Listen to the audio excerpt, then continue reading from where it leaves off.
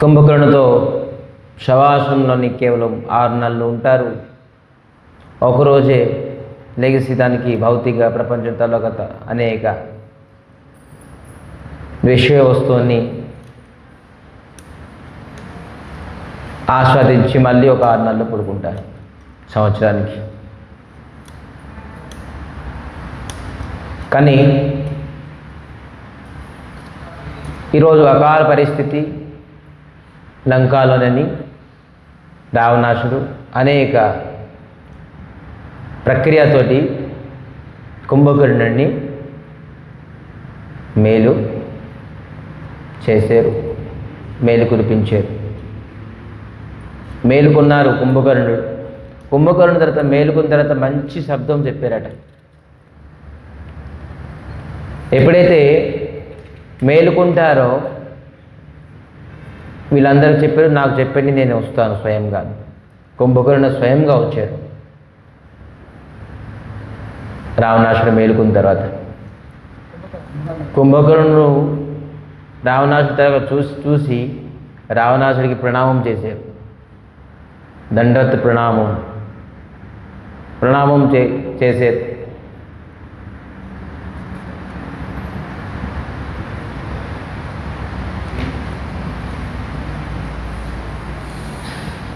ఈరోజు మీరు కూర్చోండి, మీకు బిజీ ఎప్పుడు ఉంటారు, మీరు వాళ్ళ కథ, మీ గురించి కథ చెప్తాను. సో కుంభకర్ణుడికి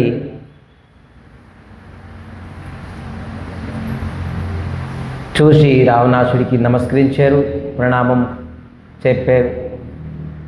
కానీ రావణాసుడి తలక ముఖము కొద్దిగా నిరాశగా ఉన్నది, అది గమనించారు. ఎందుకంటే కుంభకర్ణుడు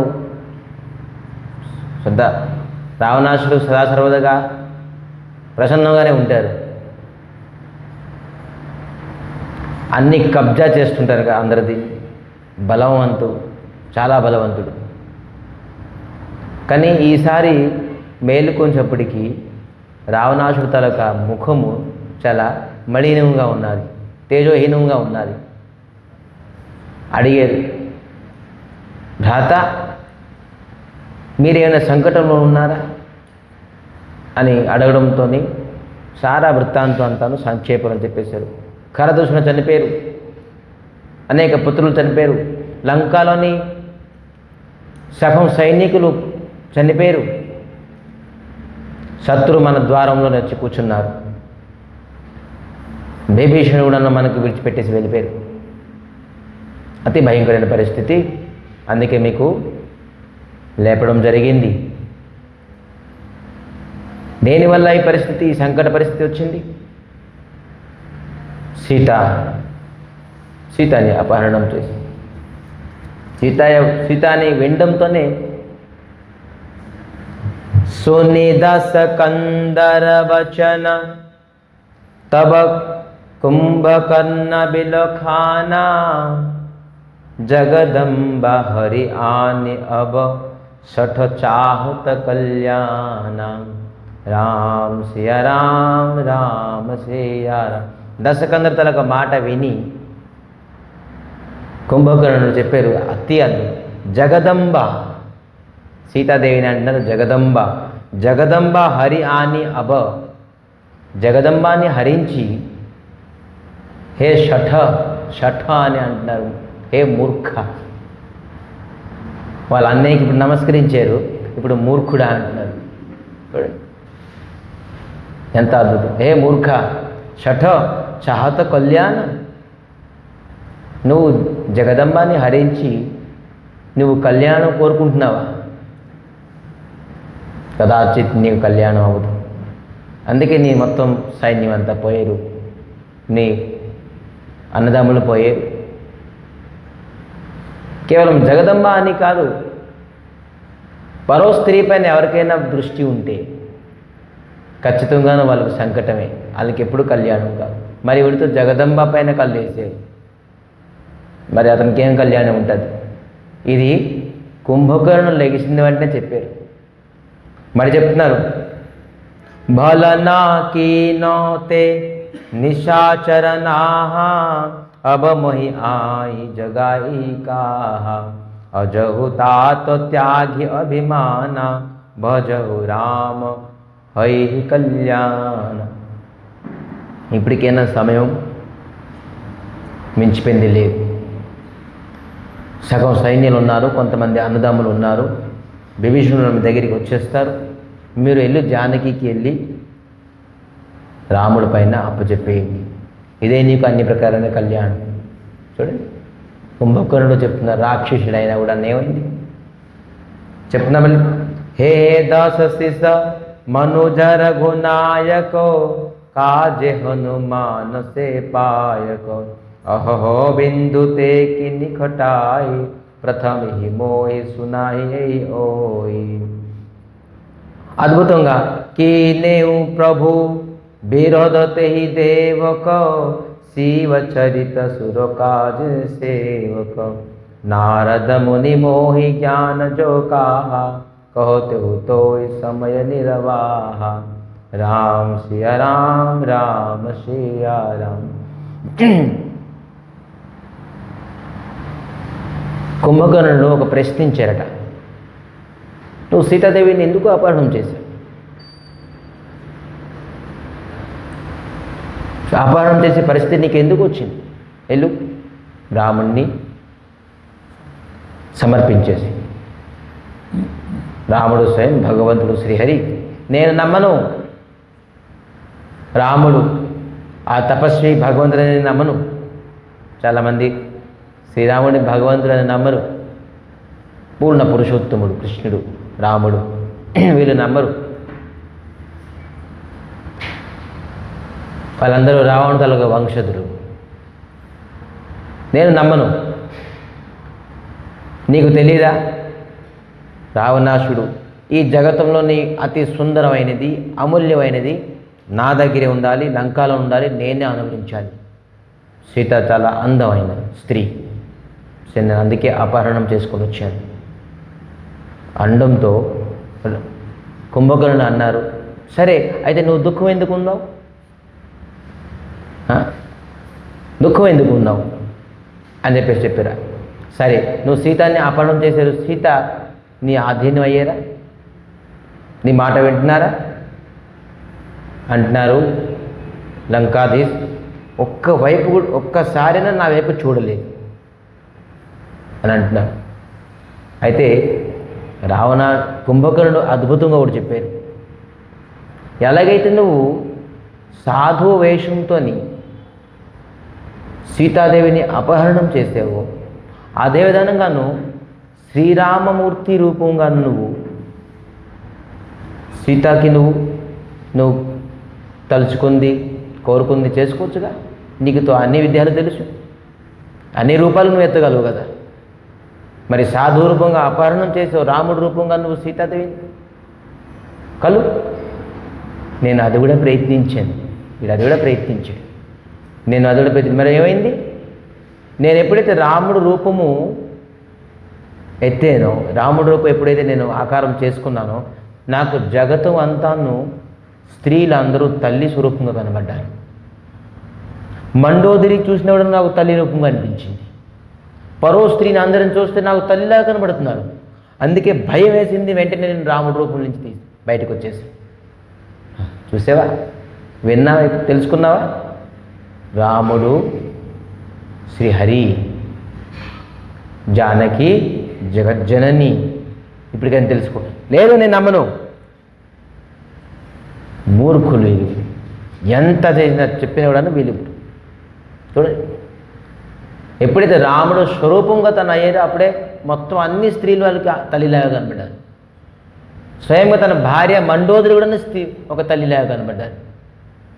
భయంకరమైన రూపం అది. నేను అందుకే ఎత్తలేదు.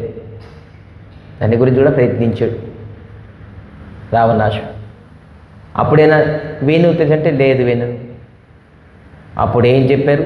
ఇప్పుడు నేను తెలుసుకో అని చెప్పేసి రాముడు గురించి ఎంతో నచ్చ చెప్పినా కూడాను, అబభరి అంక భేటు మొహి భాయి లోచన సుఫల కరమే జాయ్ श्यामगात सरसिंहलोचन देखा जाए తాపత్రయమోచనం. ఆ శ్యామసుందరుడి తన రూపాన్ని చూస్తాను, ఒకసారి ఆఖరి రూపంగాను నేను నీకు ఆలింగనం చేస్తున్నాను, మళ్ళీ నేను తిరిగి వస్తానో లేదో తెలియదు. ఎవరంటున్నారు?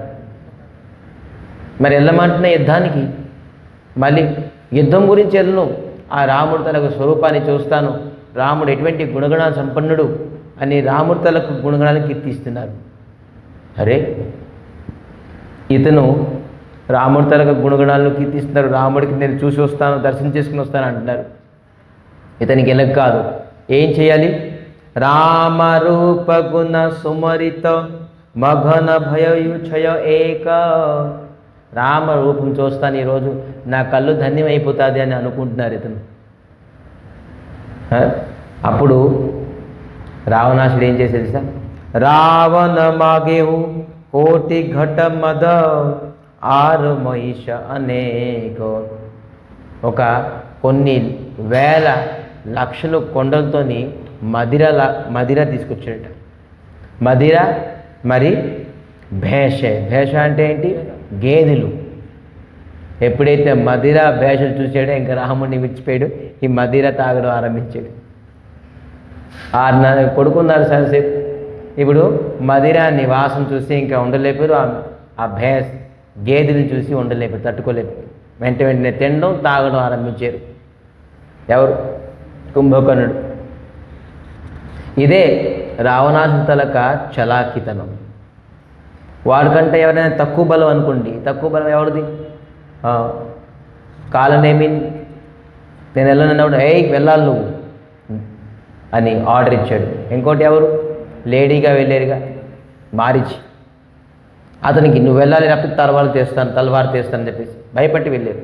వాళ్ళకంటే తక్కువ బలవంతుడికి వాడు ఆర్డర్ వేస్తాడు, ఎక్కువ బలవంతుడికి మిత్రుడు చేసేసుకుంటాడు, ఏదో సంబంధం కలిపేసుకుంటాడు. మరి ఎవరైతే వినరో, బలమైన వ్యక్తులు వినరో, వాళ్ళకి ఏంటంటే తిండి ఇచ్చేసి తాగించేసి వాళ్ళ లైన్లో తీసుకొచ్చేస్తారు. అందుకే మనకి ఎవరైనా తిండి ఇస్తే, తాగడానికి ఇస్తే మనం తాగకూడదు, తినేయకూడదు. అంటే వాళ్ళు మన లైన్కి తీసుకొచ్చేస్తారని. అయితే ప్రసాదం ఇస్తే తినాలి. అతను ఏ ప్రకారం ప్రసాదం ఇస్తే మనం ఖచ్చితంగా కళ్ళు కదుకుని తినాలి. ఎందుకంటే భగవంతుడి వైపు తీసుకెళ్తున్నారు. ఇంకా ఎక్కడైనా మనకి ఫీస్ట్ హోటళ్ళు, ఈ రెస్టారెంట్ అని చెప్తే అతను వశం చేయడానికి ఈ మదిర, ఈ నీస్ మాసలో రారా మాయా వెళ్దాం, ఎక్కడికి? రెస్టారెంట్కి. దేనికి? నీ వశం చేయడానికి, అతనికి వశం చేయడానికి తీసుకెళ్తున్నారు. మీ గురించి మీకు ప్రేమతోని స్నేహంతో తీసుకెళ్ళకున్నారు. అతని మాట వినాలని మీకు తినిపిస్తున్నారు. లేకపోతే ఎవరికి స్నేహంతో ప్రేమతో ఎవరు? ఈ మందు, ఈ ప్రకారం మదిర, ఈ ప్రకారం మాంసాహారం. ఎవరు మదిర మాంసాహారం ఇస్తారంటే వాళ్ళు మనకి శత్రువు, మిత్రులు కాదు. చూడండి, రావణాసుడు మదిర భేష్ గేదెలన్నీ ఇచ్చాడు తినడానికి. తిని ఇంత కథ చెప్పాడు, రాముడు తన గుణగణాలు కీర్తించాడు, రాముడు దర్శించుకుంటానని చెప్పాడు. ఇప్పుడు భయంకరమైన యుద్ధానికి బయలుదేరాడు రాముడితోటి. చూడండి, రామాయణంలో స్పష్టంగా రాసి ఉన్నది. ఎంతవరకు రాముడు తన గుణగణాలను కీర్తించిన వాడు ఇప్పుడు ఆ తిన్ని వెంటనే యుద్ధానికి బయలుదేరాడు రాముడితోటి. శత్రువు మన ద్వారంలో ఉన్నాడు, నేను యుద్ధంకి వెళ్తాను అంటే ఆహారం ఎంత ప్రభావం చేస్తుంది చూసారా. మనం ఏది పడితే తినేయడం, ఈ కొట్లలోని, షాపుల్లోని, దుకాణంలోని, మార్కెట్లోని, బజార్లోని ఏదో టంగ్ టేస్ట్ గురించి, స్టమక్ ఫుల్ గురించి తినేయకూడదు. మనం తిని వెంటనే మన తాలూక బ్రెయిన్, మన మైండ్ సెటప్, మన way of thinking, way of behaviour అంతా చేంజ్ అయిపోతుంది. సాత్వికంగా ఇంట్లోని ఏదైతే వండుకొని స్వామికి ప్రసాదించి అమ్మ చేతితోటి, నాన్న చేతితోటి, మనకు ఎవరైతే ఆత్మీయులు, స్వజనీయులు వాళ్ళు చేతితో వండే తినాలి. బయట వస్తువులు తినేసారనుకోండి అంతే. మన బ్రహ్మచారులు కొంత సమోసాలు తీసుకుంటారు అప్పుడప్పుడు మైండ్ సెట్ కొద్దిగా ఫ్రెష్ అప్ అవ్వాలని బయట వస్తువులు తీసారా మైండ్ చేంజ్ అయిపోతుంది. సాత్విక్ భగవంతుడి ప్రసాదం తప్ప ఏదీ లేదు. ఆహారంతో ఫుల్ కంట్రోల్ ఉండాలి బ్రహ్మచారి అంటే. భక్తులు అంటే బ్రహ్మచారి ఏంటి, భక్తులు ఏంటి, భక్తులు కూడాను బయట వస్తువులు అసలు ముట్టుకోకూడదు. భగవంతుడు మనకి ఏమి లోటు చేశారు ప్రసాదం తినడానికి? అనేక వ్యంజనాలు చప్పన భోగో 36 వ్యంజనం ఇచ్చారు. ఇంకా మనం బయట వస్తువు పైన ఆశపడుతున్నాం, ఆశిస్తున్నాం. భగవంతుడి ప్రసాదానికి అవమానం చేసినట్టు. పూరి ప్రసాదం జగన్నాథ్ ప్రసాదంలోని ఎప్పుడైతే జగన్నాథ్ ప్రసాదం అన్నం పప్పు అన్నీ వస్తుంది కదా, ఆ జగన్నాథ్ ప్రసాదంతో పాటు ఇవేంతో గుళ్ళోని వండిన ప్రసాదం కూడా ఎవరు ఏదో కూర మిగిలింది లేదు ఇవ్వకూడదు. మహాప్రసాదం అంటే మహాప్రసాదమే అక్కడ ఉండాలి. ఆ ఆకులని సరిసమానంగా మహాప్రసాదం సరిసమానంగా ఇంకేది కూడా వస్తువు అక్కడ ఐటెం వేయకూడదు, అవమానం చేసినట్టుగా. జగన్నాథ స్వామి తలగా అన్నం పప్పు తింటామా, తిని మనం నీళ్ళు తాగి బొక్కల నుంచి వస్తాం కదా, ఉయ్యకూడదు. ఒక మెతుగైనా అంటుంటుంది, అదే వెళ్ళిపోతుంది బయటికి. లేదు, నీళ్ళు తాగేయాలి తప్ప బొక్కల నుంచి ఉయ్యకూడదు. మహాప్రసాదంకి బోల్డ్ నియమాలు ఉన్నాయి. మనం మహాప్రసాదం స్వామికి పెట్టేసి వేరే ఐటెం అక్కడ వేరే కొనుక్కొని ఐటెం, దుకాణం ఐటెం, షాప్ ఐటెం మనం అక్కడ లేదు. ప్రసాదానికి అవమానం చేసినట్టు. మహాప్రసాదం భగవంతుడు మహాప్రసాదే గోవిందే నామ బ్రహ్మణే వైష్ణవ అంటున్నాం. మళ్ళీ షాప్లోనే వచ్చిన సమోసా పెట్టుకున్న పక్కన, అది మహాప్రసాదమా? మహాప్రసాదానికి సమోసానికి ఒకటి చేస్తున్నారా, ప్రణామం చేస్తున్నారా? మరి ప్రతి భక్తుడు మహాప్రసాదం ఉన్నప్పుడు ప్రణామం చేసి తింటాడు. అయితే మహాప్రసాదాన్ని ప్రణామం చేస్తున్నారు, సమోసాన్ని ప్రణామం చేస్తున్నారా? ఇటు రాముడు గుణగానానికి తీస్తారు, మరి యుద్ధానికి పరిగెడుతున్నారా రాముడితో? ఇటువంటి కుంభకర్ణుడు వీడు. సో కుంభకర్ణుడు యుద్ధానికి వెళ్ళాడు. యుద్ధం పైన ఈ విధానంగానే తేజోమయంగా వెళ్తున్నారు. కుంభకర్ణుడు వేల మందిని, బానరుల్ని, ఎలుగుబండ్లని తినేస్తున్నారు. అతను ఇటువంటి ముఖం, కేవలం తింటూ వెళ్ళిపోతున్నారు. మొత్తం ఒక 2 చేతులతోనే మొత్తం అందరినీ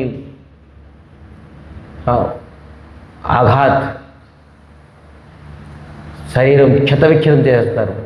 కాలుతోని, ముఖంతోని తినేస్తున్నారు. హాహాకారం అయిపోయింది ఈ కుంభకర్ణుని చూసేసి. మొత్తం సైన్యులందరూ ఒక పక్కన అయిపోయి రాముడికి శరణం కోరుకున్నారు. బాబు మేము వెళ్ళలేము, ఏంటి ఆ విరాటమైన స్వరూపము, తినేస్తున్నారు మొత్తం అందరినీ. కాలుతోని మొత్తం తొక్కేస్తున్నాడు, చేతులతో మొత్తం. వాళ్ళకి అస్త్రశస్త్రం ఇంకేమవుతుంది, బాణం కొట్టడం అంత అవసరం లేదు, కేవలం చేతులతోనే మొత్తం అంతా. విరాట్ అందరూ పరిగెట్టి రాముడు శరణం కొట్టుకున్నారు. పాహిమాం స్వామి, మేము మహాయుద్ధ కుంభకర్ణుడు వచ్చారు అని చెప్పడంతో రాముడు నేను వెళ్తానని బాణం తీస్తే కుంభకర్ణుడు అన్నారు మీరు వెళ్ళకండి. విభీషణుడు అన్నారు నేను నేను వెళ్తాను. లేదు, నా గురించి మీ అన్నదమ్ముల మీద నేను నాకు ఇష్టం లేదు. కుంభకర్ణుడు చాలా మంచివాడు, నాకు తెలుసు, నా అన్నయ్య కాబట్టి నాకు తెలుసు చెప్తున్నారు చూడండి విభీషణుడు. కుంభకర్ణుడు ఎప్పుడైతే 4 ఒకసారి లెగుస్తుండారో, అనేక తింటుండారు, చేస్తుండారు, కానీ నాతో పాటు గంటన్నర సత్సంగం చేస్తుండారు. నాకు అతని సంగతి తెలుసు, నేను వెళ్తాను అని చెప్పేసి విభీషణుడు వెళ్ళారు. విభీషణుడు ఇతనితో మొత్తం అందరినీ క్షతవిక్షతం చేస్తుండారు. విభీషణుడితో కుంభకర్ణుడితో ఆకాశం కొన్నాడు. విభీషణుడు తను కిందకున్నారు, తను కాలు పట్టుకున్నారు, స్పర్శించారు, నమస్కరించారు పద్దన్నయ్య అని. ఎవరు కాలు పట్టుకున్నారు, నమస్కరిస్తారని చెప్పి చూస్తే విభీషణుడు. అరే విభీషణుడు ఇలాగ చేతిలో లేపారు విభీషణుడికి. అవునా, అద్భుతంగానే. హే తమ్ముడు ఎలా ఉన్నావు, నువ్వు అవతల పక్షంకి వెళ్ళిపోయావా, శత్రుపక్షంకి వెళ్ళిపోయావు, అన్ని ద్వారాలను లంకా తలని చెప్తున్నారు. విభీషణుడు అంటున్నారు లేదు, నేనేం చెప్పలేదు, శత్రువుకి నేను ద్వారానికి తీసుకెళ్ళదు, రావణాసుడే తీసుకొచ్చాడు. ఆ జగజ్జన్ని సీతాదేవిని తీసుకొచ్చేసి తన శత్రువుని తనే పిలుచుకొని వచ్చాడు. నేను ఏ ప్రకారం చేయలేదు. ఇగో ఇప్పటికీ నాకు లంకాధీష్ రావణాసు తలక పాదఘాతం. పాదఘాతం అంటే తాపుతండం. ఇప్పటికీ మచ్చ ఉన్నది. ఒకసారి కాదు, 2 సార్లు కాదు, 3 సార్లు నాకు తన్నేరు. నేను అర్థం చేశాను, అన్నయ్య జగజ్జనని, తనకి నువ్వు ఇచ్చేయడం వల్ల నీకు ఇంకా మేలు అవుతుంది, నీ నామం ప్రఖ్యాతం అయిపోతుంది, లంక సేఫ్ అయిపోతుంది, నీ అన్నదమ్ములు, నీ మనవుళ్ళు, కొడుకులు అందరూ సేఫ్ అయిపోతారు. ఎంత ప్రయత్నించాను అన్నయ్య, రావణాసుడు ఎవరు మాట వినలేదు. అందుకే నేను ఆ పక్షాన్ని విడిచిపెట్టేసి రాముడి పక్షానికి వెళ్ళిపోయాను. వృత్తాంతంతో చెప్పారు, అన్నయ్య నువ్వు కూడా రాముడి వైపు శరణం కోరుకో.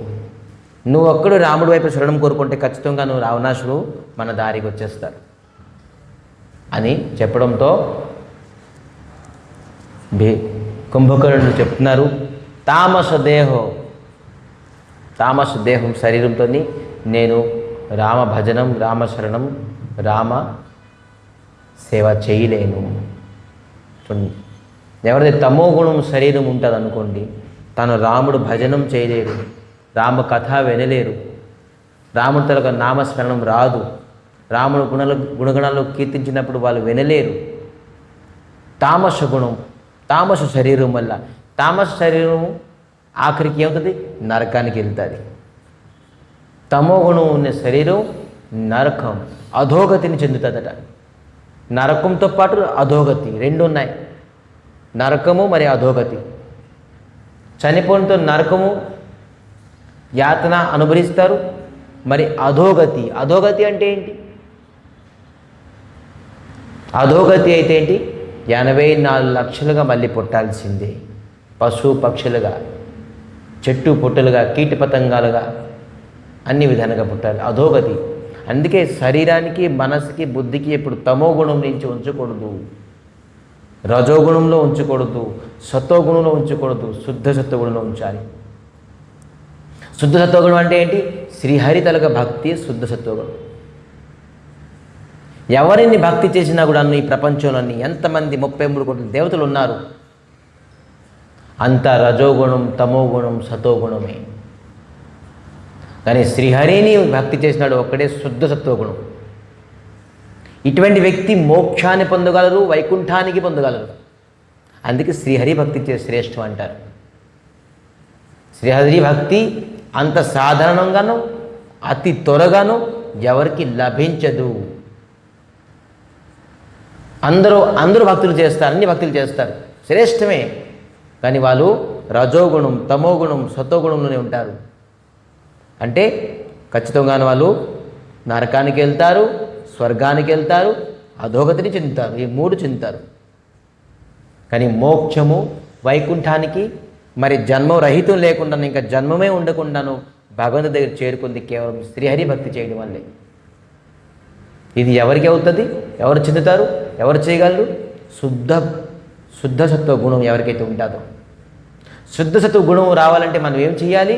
ప్రతినిత్యం శ్రీహరిని స్మరించాలి, హరి కథ వినాలి. 2 వస్తువులు. హరినామం చేయాలి, శ్రీహరిని నామం చేయాలి, మరి శ్రీహరి కథ వినాలి. ఈ 2 వెంటే ఖచ్చితంగా మన గుణము ఏదైతే తమో గుణం నుంచి పడి ఉన్నదో అది రజోగుణంగాను, సతోగుణానుగాను, మరి శుద్ధ సత్వగుణాను మనకి ఖచ్చితంగాను పెరుగుతుంది.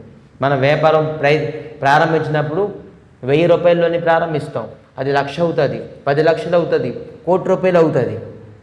అలాగే మనం మనం అనేక గుణము, అనేక జన్మము కూడాను తమో గుణం, రజోగుణం, సతోగుణంతో అయిపోయింది. అట్లీస్ట్ సత్సంగం విని హరినామాన్ని స్మరించి అట్లీస్ట్ శుద్ధ సత్వ వరకు మనం వెళ్ళాలి. వ్యాపారం ఎలాగ వృద్ధి చేసుకుంటామో, ఎలాగ ఫస్ట్ స్టాండర్డ్ తర్వాత సెకండ్ స్టాండర్డ్ తర్వాత థర్డ్ స్టాండర్డ్ ఫోర్త్ స్టాండర్డ్ వెళ్తామో అలాగే మన గుణాన్ని పెంచుకోవాలి, మంచి గుణాలని పెంచుకోవాలి.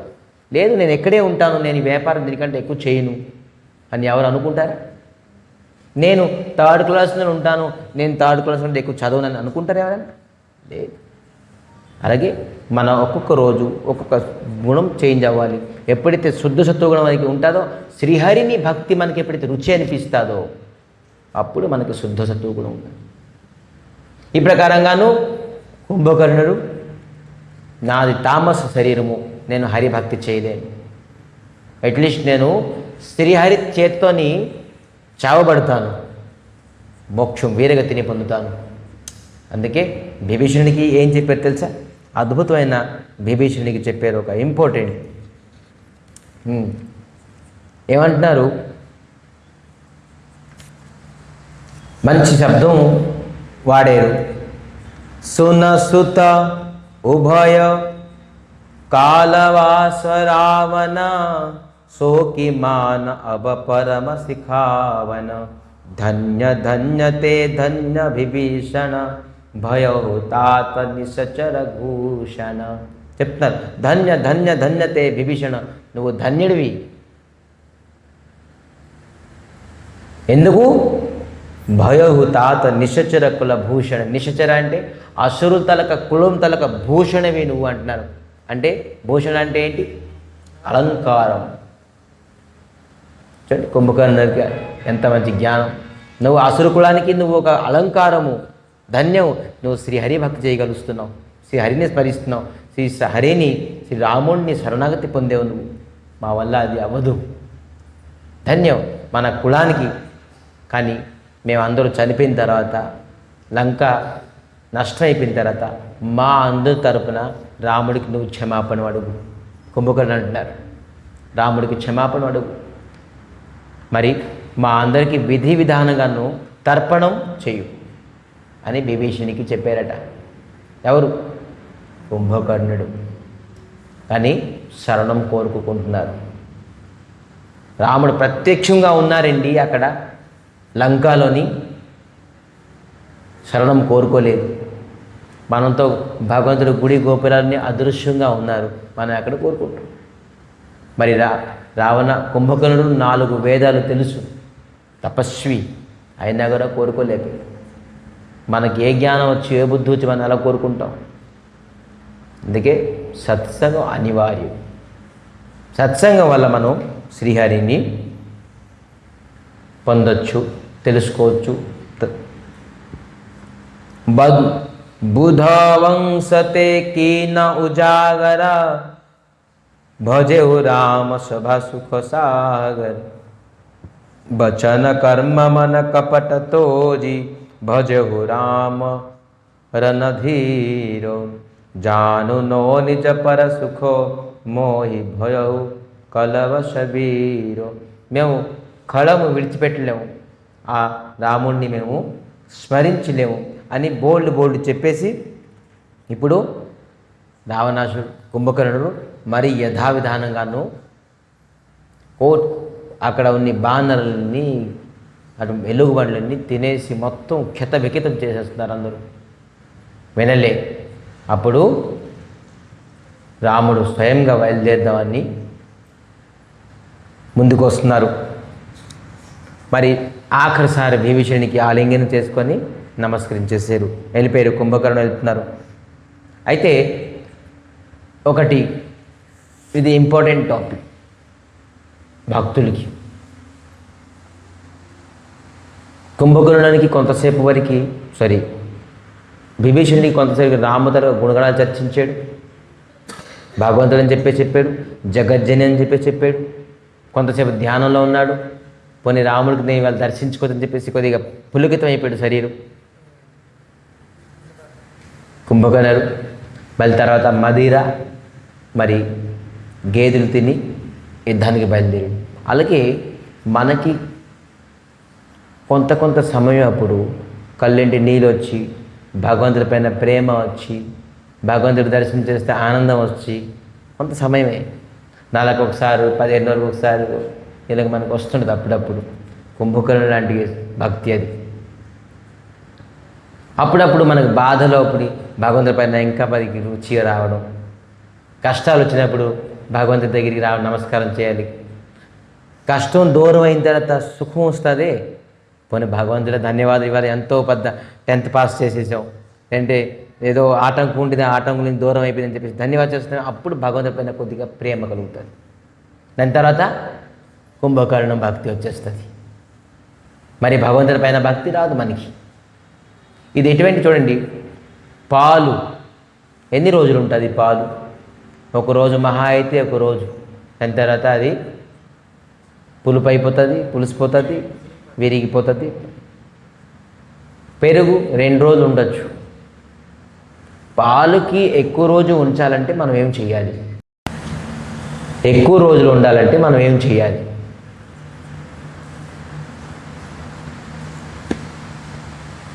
ఏం చేయాలి మనం భక్తికి ఎక్కువ రోజులు ఉండాలంటే?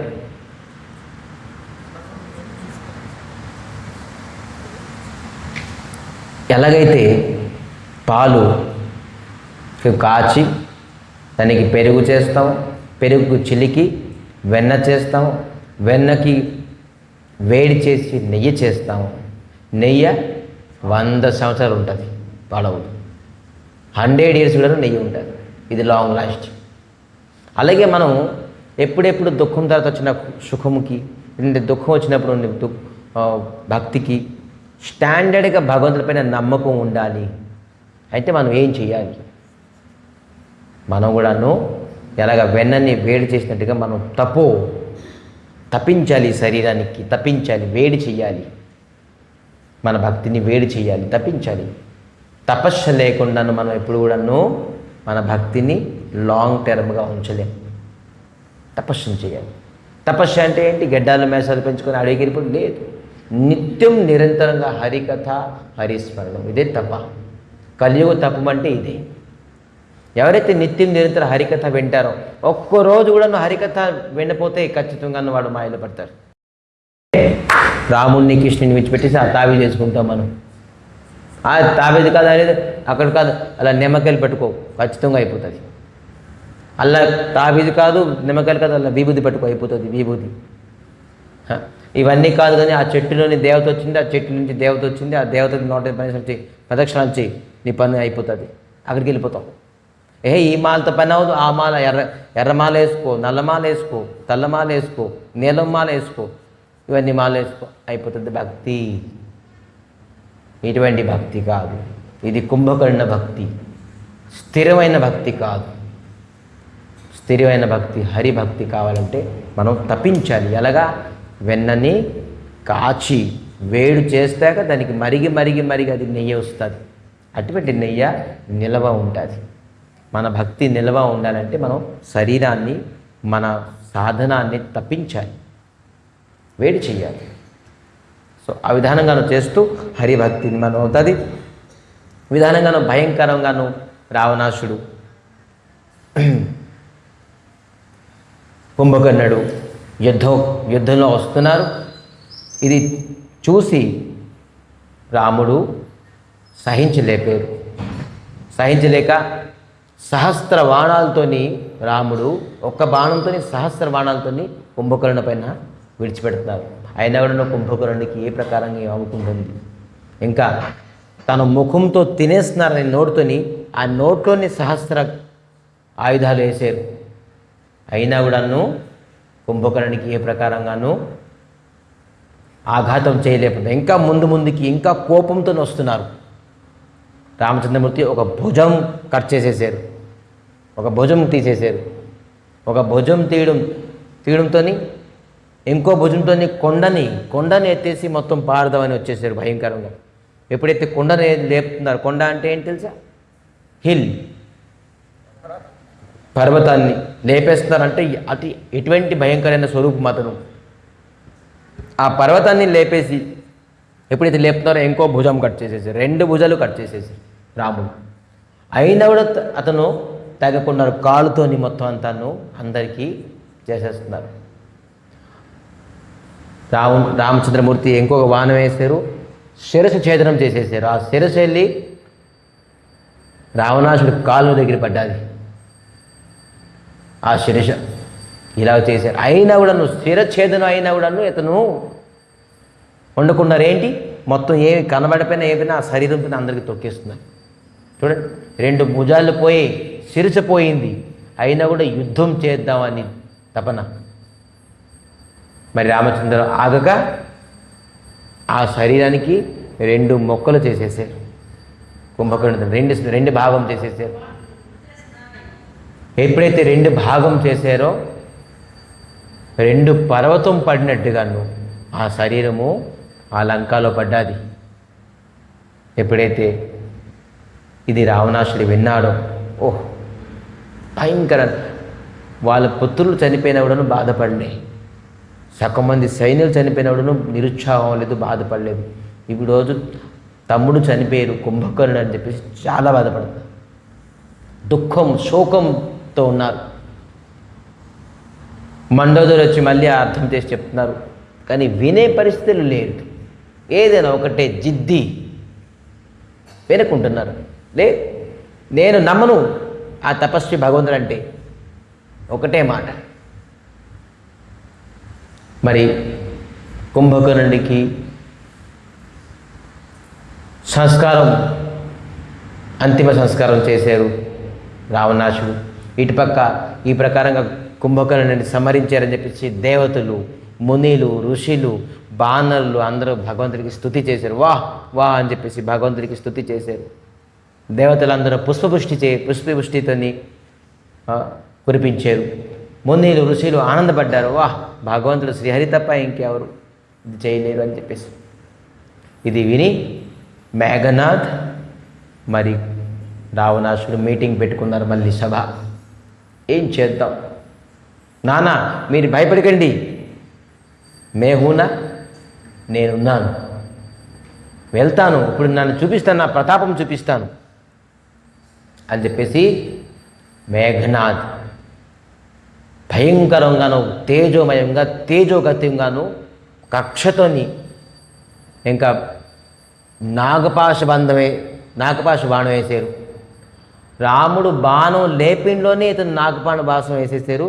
రాముడికి లక్ష్మణుడికి ఇద్దరికి బంధించేశారు నాగపాశ బంధంతో. రాముడు లక్ష్మణుడు ఇద్దరు బంధించిపోయారు.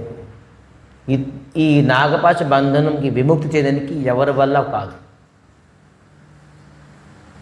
ఆ పాములు, ఆ నాగులు అందరూ రాముడికి లక్ష్మణుడికి చుట్టి మొత్తం అంతను రక్తం తాగిస్తున్నాయి. ఇంకా మేఘనాథ్ ఈ రామలక్ష్మణి ఇద్దరు చనిపోతారు. ఇంకా ఈ నాగపాశ బంధనానికి విముక్తి చేయడానికి వీళ్ళ వల్ల ఎవరికి శక్తి లేదు. అటుపక్క ఫీస్ట్, లంక అంతా ఫీస్ట్ అయిపోతుంది. పదండి, చనిపోయారు ఇద్దరు తపస్విలు, నాతోనే పెట్టుకుంటారా? మొత్తం ఇద్దరిని నేను నాగపాశ బంధంతో నేను ఆల్మోస్ట్ మూర్ఛించి పడిపోయారు. వాళ్ళు చనిపోయారు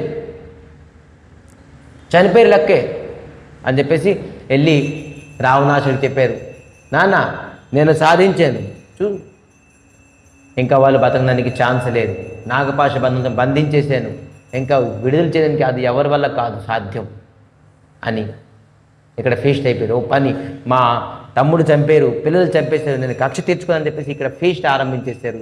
అందరూ జయధ్వని చేస్తున్నారు, రావణాసుడికి జయ హో జయ హో అని. అక్కడ ఆంజనేయ స్వామి ఇటువంటి పరిస్థితి చూసి నేరుగా వెళ్ళి గరుడ లోకానికి వెళ్ళి గరుడాన్ని పిలుచుకొని వచ్చారు. శ్రీహరి రాముడి తలొక స్వరూపంతో లీల చేస్తున్నారు మానవ రూపంగాను, మీరు వచ్చేసి గరుడు వాసనని మీరు నాగపాశ బంధంతో బంధించి ఉన్నారు, అతనికి విముక్తి చెయ్యాలి అని చెప్పడంతో ఒక్క క్షణంలోని గరుడ వచ్చి ఎప్పుడైతే గరుడ తన ముఖాన్ని స్పర్శించారో మొత్తం ఎక్కడికక్కడ విడిపోయి నాగపాశ బంధం, ఒక్క పాము కూడా ఉండలేదు శరీరం నుంచి. ఈ గరుడే ఈ నాగపాశ బంధానికి విముక్తి చేశారు. విముక్తి చేసేసి గరుడ నేను స్వామి సేవ చేశానని చెప్పేసి ఎగురుకుంటూ మళ్ళీ గరుడ లోకానికి వెళ్ళిపోతున్నారు. భగవంతుడికి విముక్తి చేశారు నాగపాశ బంధం నుంచి ఎవరు? గరుడ. కానీ గరుడ బంధంలో పడిపోయారు. ఎలాగ బంధంలో? ఏ బంధంలో పడిపోయారు? ఏ బంధంలో పడిపోయారంటే వినండి, ఏం బంధంలో పడిపోయారంటే అరే భగవంతుడు శ్రీహరి నాగపాశ బంధం విడిపించుకోలేపారా? ఇదేం భగవంతుడు, ఇదేం రాముడు, ఈ బంధంలో పడిపోయారు. రాముడు తన బంధనాన్ని విడిపించుకోలేపారు, నేను వచ్చిన వరకు పడి ఉన్నారు, భగవంతుడు అసలా అని ఒక సందేహమైన బంధనంలో పడిపోయారు. ఇదే మనం ఈ టాపిక్ని ఉత్తరాఖండ్లోనే మనం డిస్కస్ చేసుకున్నాం. ఎప్పుడైతే గరుడ సందేహపడ్డారో ఆ సందేహం ఎవరు తీరుస్తారు? కాకభూషణి. ఈ కాకభూషణి ఎప్పుడైతే తీర్చుతారో అదే ఉత్తరాఖండం. అన్ని సందేహాలకి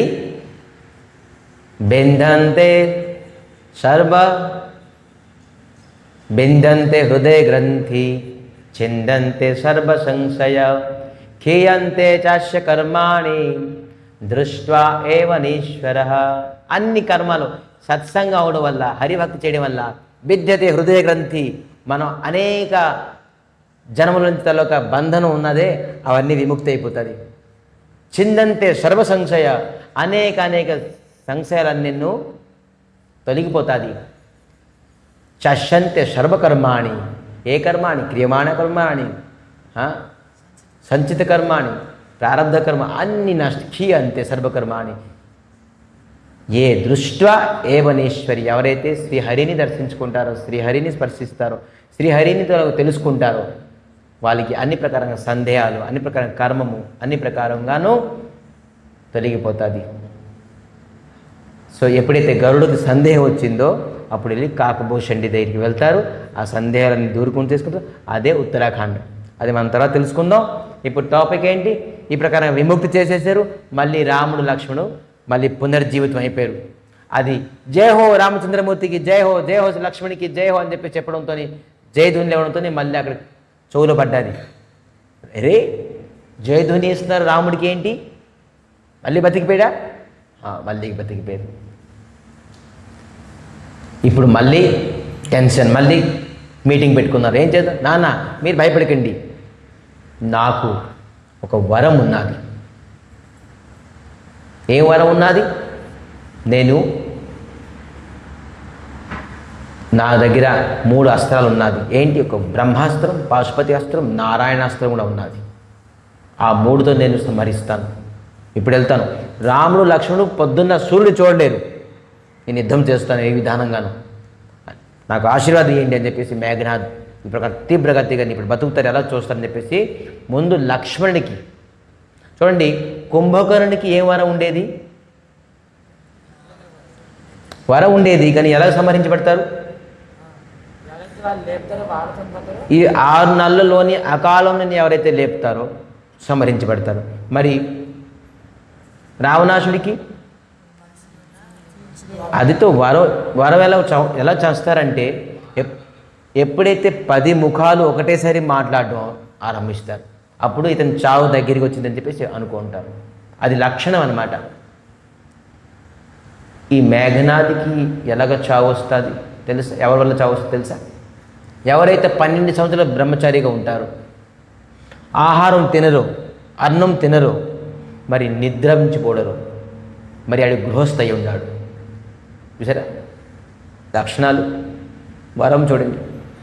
అడిగారు, ఎవరైతే 12 సంవత్సరాలు బ్రహ్మచారిగా ఉంటారో, ఆహారం అన్నం తినరో, నిద్రించిపోడో, అటువంటి గృహస్థుడు నన్ను సంహరించగల శక్తి అతనికి ఉంటుంది. చూడు, అందుకే 14 సంవత్సరాలు లక్ష్మణుడు పడుకోలేదు, ఆహారం తినలేదు. వీళ్ళందరికీ రాముడు లక్ష్మణుడు రాకపోతే సంహరించగలదురా? ఇన్ని వరాలు, ఇన్ని అస్త్రాలు, ఇన్ని శస్త్రాలు, ఇన్ని విద్య, ఇన్ని బుద్ధి, ఇన్ని బలం ఉండేది వీరికి.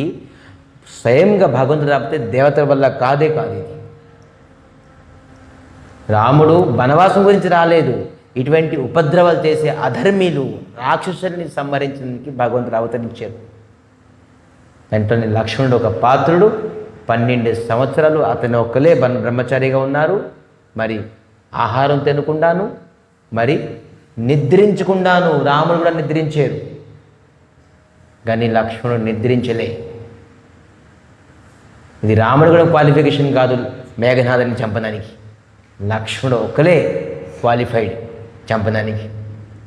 ఈ ప్రకారంగా ముందు తెలుసుకున్నారు, లక్ష్మణుడే నన్ను చంపగలడు, అందుకే ముందు నేను లక్ష్మణుని టార్గెట్ చేస్తానని చెప్పేసి లక్ష్మణ పైన తీవ్రగతిగాను ఫస్ట్ బ్రహ్మాస్త్రం.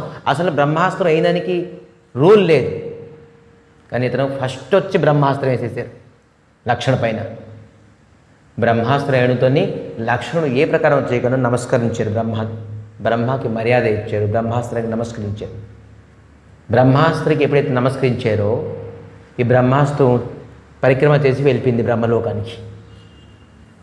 నిరుత్సాహం అయిపోయారు ఇతను. అరే నా బ్రహ్మాస్త్రం ఏం చేయలేదు, అరే పోతే పోయింది. పాశుపాత్ర అస్త్రం వేసారు. రెండో అస్త్రం వేయడంతో పాశుపాత్ర అస్త్రంకి లక్ష్మణుడు నమస్కరించి మహాదేవుని స్వరూపాన్ని స్మరించి ఈ నిశాచరులు ఖచ్చితంగా నువ్వు సంహరించబడాలి, లేదంటే ఈ ప్రపంచానికి చాలా అన్యాయం అత్యాచారం అవుతుందని చెప్పేసి ప్రార్థన చేయడంతో పాశుపతి అస్త్రం కూడా నేను చేయలేదు. లాస్ట్కి నారాయణాస్త్రం వేశారట అతని పైన. ఇతనికి బోల్డ్ అస్త్రాలు ఉండే. నారాయణాస్త్రం లక్ష్మణునికి ఏం చేస్తుంది? బలదేవుడు సంకర్షణుడు ఇది కూడా తిరిగి వెళ్ళిపోవడంతో ఈ 3 అస్త్రాలు ఏమి చేయలేపారని చెప్పేసి మేఘనాథ్ ఇంకా టెన్షన్ అయిపోయి యుద్ధం చేయలేక మాయాజాలంతో ప్రారంభించారు. ఇంకా నిరుత్సాహపోయారు. ఇతనికి మనం చంపడం చాలా కష్టం, ఎందుకంటే నా దగ్గర ఉన్న 3 అస్త్రాలు, ఈ 3 అస్త్రాల నుంచి నేను చంపలేదంటే అతను నేను ఎప్పుడు చంపలేను. నా దగ్గర మరి ఇతను ఒక్కొక్కటిసారి అస్త్రాన్ని ప్రయోగించగలరు. మరి ఈ యుద్ధంలోని మరి బ్రహ్మాస్త్రము మరి పాశుపతి అస్త్రమాను నారాయణ అస్త్రాన్ని ప్రయోగించలేరు. మళ్ళీ ఒకసారి ఈ యుద్ధంలోని అయిపోయింది. అతను విపన్నంతా, అతను బలం అయిపోయింది. ఏం చేయాలి? నిరుత్సాహం. ఈ ప్రకారంగాను వెళ్ళిపోయారు. అక్కడి నుంచి యుద్ధం నుంచి వెళ్ళిపోయారు. అప్పుడు రావణాసుడు అంటున్నారు, ఏమైంది నాన్న? 3 బలమైన అస్త్రాలు ప్రయోగించారు కానీ లక్ష్మణుడికి ఏం చేయలేపింది. ఇప్పుడు ఏం చేయాలి? నువ్వు అన్నావు పొద్దున్న మరి రాముడు లక్ష్మణుడు సూర్యుడు చూడరని చెప్పేసి, మరి ఏం చేస్తావు? లేదు నాన్న, నేను రేపు చెప్తాను ఏంటంటే ఈ మేఘనాథ్ తాలూక పేరు ఒకటి ఇంద్రజిత్. దేనికి ఇంద్రజిత్ అని చెప్పేసి చెప్పారు? ఇతను స్వర్గలోకాన్ని దాడి చేసేసి ఇంద్రుడిని బంధించేశారు. అందుకే ఇంద్రుడిని జయించాడు కాబట్టి ఇతని పేరు ఇంద్రజిత్ అయ్యింది. ఇంద్రుడిని బంధించి లంకాలను వచ్చి పడేశారు. బ్రహ్మ వెళ్ళి లంకాలోని ఆ మేఘనాథ్ ఇంద్రజిత్కి ప్రార్థన చేశారు, బాబు దేవలోక తలకు రాజాడు, అతనికి నువ్వు విడిచిపెట్టేసి. లేదు, నేను విడిచిపెట్టను. నా నుంచి నువ్వు ఏదైనా వరం తీసుకో, అతనికి విడిచిపెట్టేసి. చూడండి, వరం ఇచ్చి విడుదల చేయించారు. ఏ వరం ఇస్తావు? నాకు అమరం చేయండి. నేను కూడా అమరం కాదు, నేనైనా ఒకరోజు చనిపోవాల్సింది. నేను నీకు ఎలాగ అమరం చేస్తాను? అది సాధ్యం కాదు. ఇది కాదు, ఇంకేదైనా అడుగు. అయితే నాకు అజయం, నేను ఏ యుద్ధంలో నేను ఇప్పుడు పరాజయం అవ్వకూడదు. ఆ విధానంగా నువ్వు నాకు వరం ఇయ్యండి అని చెప్పడంతో బ్రహ్మ, ఓకే నేను ఒక వరం ఇస్తాను, మీరు యుద్ధం చేసే ముందు ఒక యజ్ఞం చేయాలి. ఏ యజ్ఞం అది? నికుంభలాన్ని యజ్ఞం చేసేసి అక్కడ తామస యజ్ఞం. దీని పేరే తామస యజ్ఞం. మీరు యజ్ఞం చేయడాన్ని మీకు రథం ప్రకటన అవుతుంది, ఆయుధాలు వస్తుంది. ఆ ఆయుధాలతోని ఆ రథంతో స్వయంగా శ్రీహరి వచ్చినా కూడాను మీకు సంహరించలేదు అని బ్రహ్మవారం ఇచ్చేసి, అచ్చా నానా నువ్వు భయపడగా, నాకు బ్రహ్మ ఇచ్చిన పెద్ద వరం ఉన్నది, శ్రీహరి అయినా కూడాను నాకు జయించలేరు. నేను వెళ్ళి ఆ తామస నికుంభల యజ్ఞం చేస్తాను, రథాన్ని పొందుతాను, ఆయుధాన్ని పొందుతాను అని చెప్పేసి వెళ్ళారు. ఒక గృహలోని దాగుంటూ వేల గేదెల్ని చంపి దాని తాలూకు రక్తాన్ని కుండలో ఉంచేసి, తామసగుణమైన రక్తం, నెయ్యి వేయాలి కదా, రక్తం వేస్తున్నాడు ఆ యజ్ఞకుండంలోని. ఇటువంటి మంత్రాలు తంత్రంతో శక్తితోని అతను నికుంభల అని ఒక యజ్ఞం తయారు చేసుకొని బలమవుదాం అని చెప్పేసి విభీషణుడు పసిగట్టేశాడు గుప్తచరులతో. హే శ్రీరామ్, మేఘనాథ్ ఒక భయంకరమైన యజ్ఞం చేస్తున్నాడు. ఆ యజ్ఞం మనం ఒకవేళ ఆపలేకపోతే మనం ఖచ్చితంగానూ అతనికి జయించడం చాలా కష్టం. మనకు ఖచ్చితంగానూ అది ఆ యజ్ఞాన్ని ఆపాలి. విభీషణుడు చెప్పడంతో శ్రీహరి ఆంజనేయ వైపు చూశారు. తెలిసిపోయింది ఆంజనేయ స్వామికి. కానీ సమజ్నే వాళ్ళకు ఇషారా కాఫీ హే అంటారు. అర్థమైనకి కేవలం సింబల్స్, కొద్దిగా కంటి చూపుతో అని చెప్పేస్తారు చాలామంది. కంటి సైకిల్తోని కొంతమంది భాష, కొంతమందికి చెప్పినా కూడా అర్థం అవ్వదు. కొంతమందికి కంటితోని మనం సైకిల్ ఇచ్చేస్తే అది అర్థమైపోతుంది. సో ఆంజనేయ స్వామికి జ్ఞానినాం అగ్రగణ్యం కాబట్టి కేవలం ఇషారా చూశారు అంతే. ఆంజనేయ స్వామి స్టార్ట్ అయిపోయారు, ఏరోప్లేన్ తీసేసారు అతనిది రామ్. మరి విభీషణుడు ఆంజనేయ స్వామి ఎక్కడైతే గృహలోని యజ్ఞం చేస్తున్నారో, భయంకరమైన మంత్రం, భయంకరమైన గేదెలు చంపేసి రక్తం స్టోర్ చేసేసి కొండలు ఇవన్నీ చూసేసి ఆంజనేయ స్వామి ఏం చేశారు, ఆ కొండల్ని బదలుగొట్టేశారు. ఎన్నైతే గేదెలు స్టోరేజ్ చేసి ఉంచారో వాళ్ళందరికీ విడిచిపెట్టేశారు, పరిగెట్టేవన్నీ. ఈ విధానంగాను యజ్ఞకుండం తాలూకా అగ్నిని నీలేసేసారు, శాంతి చేసేసారు. ఇతను తట్టుకోలేపారు ఆ యజ్ఞాన్ని. ఎవరు చెప్పారు నేను యజ్ఞం చేస్తాను, సీక్రెట్గా చేస్తుండే ఇతను చిత్తాన్ని. ఆంజనేయ స్వామి క్షత విఖేదం చేశారు, మొత్తం యజ్ఞకుండం మొత్తం భంగ చేసేసారు. ఇంకా తట్టుకోలేక మేఘనాథ్ ఇంకా ఉగ్ర రూపంలోని వచ్చి వస్తున్నారు యుద్ధం చేయడానికి. కానీ బలం సరిపోదు ఇప్పుడు చేసుకొని ఈ యజ్ఞాన్ని ఎలాగో అంతతః యజ్ఞాన్ని బంద్ చేసేసారు. ఈ యజ్ఞం చేయడం వల్ల చేస్తే ఇంకా జయించడం చాలా కష్టం. శ్రీహరి అయినా కూడా జయించడం కష్టం. అటువంటి వరం చూడండి. ఇటువంటి రాక్షసులు ఇటువంటి ఆయుధాలతోటి, ఇటువంటి అస్త్రాలతోటి, ఇటువంటి శస్త్రాలతోటి, ఇటువంటి వరాలతో ఉండేవారు. వీళ్ళకి ఎవరు సంహరించగలరు? ఒకవేళ రాముడు శ్రీహరి రాకపోతే మనకి ఎంత మేలు చేశారు మనకు శ్రీహరి, ఈ ప్రపంచానికి ఎంత. అందుకే ధర్మ సంస్థాపనార్థే సంభవామి యుగే యుగే. భగవంతుడు రాకపోతే ధర్మాన్ని ఎవరూ ప్రతిష్ఠించలేరు. మనం ఎంత శాంతిగా, ఎంత సుఖంగా ఈ నిశాచారి రాక్షసుల నుంచి మనం బయటికి రావలేకపోతాం. ఎప్పుడు కూడా ఈ కుంభకర్ణులు, ఈ రావణాసుల తాలూకా విధిలోని మనం ఉందును. కానీ అందుకే భగవంతుడు అవతరించి దేవతల వల్ల కూడా అవలేదు. దేవతలు కూడా బంధించేశారు అందరూ, వీరు రాముడు, కుంభకర్ణుడు. సో అందుకే భగవంతుడు వచ్చి స్వయంగాను మనకి ధర్మాన్ని ప్రతిష్ఠించారు. ఇటువంటి రాముడిని మనం స్మరించవా? ఇటువంటి రాముడిని మనం పూజించవా? ఇటువంటి రాముడితో ఒక గుణగణాలను కీర్తించిపోతే ధిక్కారం మన జీవితం. మనకి ఎప్పుడుకో మనకి హెల్ప్ చేసేసారు. లేకపోతే ఇంత శాంతి, ఇంత ప్రశాంతంగా మనం తిందువా, మనం స్మరించుదువా, మనం పడుకుందువా? లేదు. సో అందుకే రాముణ్ణి ధన్యవాదాలు చెప్తూ ఎంతో మేలు చేశారు అతని తాలూకా అవతారంతో. రేపు మేఘనాథ్కి ఎలాగ సంహరిస్తారో అనేది మనం తెలుసుకుందాం. ఇటువంటి లంకాకాండ అంటే లంకాలో వచ్చేసి సంహరించేశారు, లంకాని జయించేశారు, విభీషణుని రాజు చేసేసారు, వెళ్ళిపోయారు. లంకాకాండ 4 క్లాసులు అయ్యాయి, ఇంకా అవలే. చెప్పడం అయితే ఈజీగా చెప్పేస్తాం, కానీ దీంట్లో చూసారా రహస్యాలు ఉన్నాయి, చూసారా? ఎవరికి ఏ ప్రకారంగా వరాలు, శక్తులు, బుద్ధిలు, జ్ఞాని, అద్భుతం. ఇవన్నీ మన అంతఃకరణకి ఏం చేస్తుంది? శుద్ధి చేస్తుంది. భగవంతుడు వచ్చి కూర్చుంటారు నా గుణగణాలు. భగవంతుడు ఎంత కష్టపడ్డారండి. ఈ మేఘనాథ్ని చంపడానికి 12 సంవత్సరాలు బ్రహ్మచారిగా ఉండి ఆహారం తినకుండాను, నిద్రించకుండాను ఉన్నారు ఒక రాక్షసుని చంపడానికి.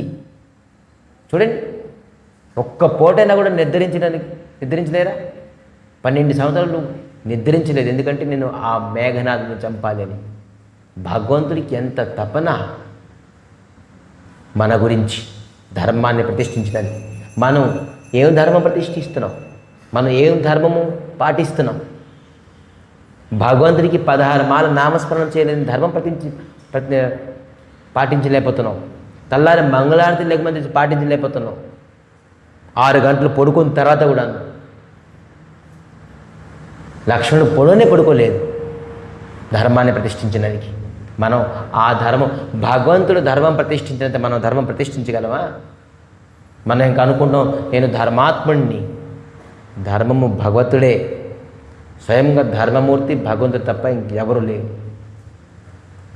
అటువంటి ధర్మమూర్తిని మనం స్మరించడం వల్ల, భజించడం వల్ల మనం ధర్మం పాటిస్తున్నాం.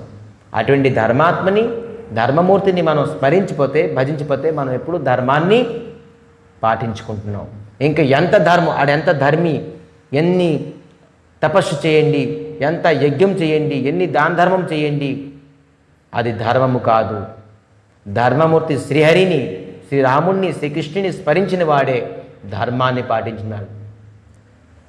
ధర్మో సవే పుంషా పరో ధర్మో యతో భక్తి అధక్షజే అహేతుకి అప్రతిహత యాత్మ సుప్రసిద్ధతి. యాత్మ సుప్రసిద్ధి అంటే ఏంటి? అటువంటి ఆత్మ శాశ్వతంగా శాంతి పొలగలడు. ఎవరిని? అధక్షజే. యతో భక్తి అధక్షజే. అధక్షజ అంటే ఎవరు? శ్రీహరి. సబే పుంష పరో ధర్మో. అన్నిటికంటను ఈ సమాజంలోని, ఈ రాష్ట్రంలోని, ఈ ప్రపంచంలోని ధర్మం ఏంటి? పరాధర్మ ఏంటి? యతో భక్తి అధోక్షజే. ఆ భక్తి అధక్షజుడి దగ్గర ఉంటే ఆత్మ సుప్రసిద్ధతి. అటువంటి ఆత్మ ప్రసన్నమైన ఉంటాడు. ఒక ఆత్మ, ఒక శరీరము, ఒక వ్యక్తి ప్రసన్నం ఉండాలంటే మనం ఏం చేయాలి? అధక్షజుడిని, శ్రీహరిని, శ్రీరాముని, శ్రీకృష్ణుని భక్తించాలి. సో ఈ ప్రకారంగా ఈ కథాన్ని విరామం చేస్తూ రేపు మళ్ళీ మేఘనాథ్, రేపు బహుశా ఈ లంకాకాండని మనం సమాప్తి చేద్దాం. సమాప్తి చేసి మళ్ళీ గురు పూర్ణిమ తర్వాత, ఎందుకంటే మంగళవారం క్లాస్ అవ్వదు, మంగళవారం మనం అక్కడ ఏర్పాట్లకు వెళ్తాం. బుధవారం గురు పూర్ణిమ. విశాఖపట్నంలో ఎవరైతే గురుగారితో శిష్యులను ఉన్నారో వాళ్ళందరూ గురు పూర్ణిమానికి వచ్చి గురు పూజ చేస్తూ తరించాలని కోరుకుంటూ ఈరోజు కథకి ఇక్కడ విరామం చేస్తున్నాం. వంచాకల్పతరుభ్యశ్చ కృపాసింధుభ్యేవ చ పతితానం పావనేభ్యో వైష్ణవేభ్యో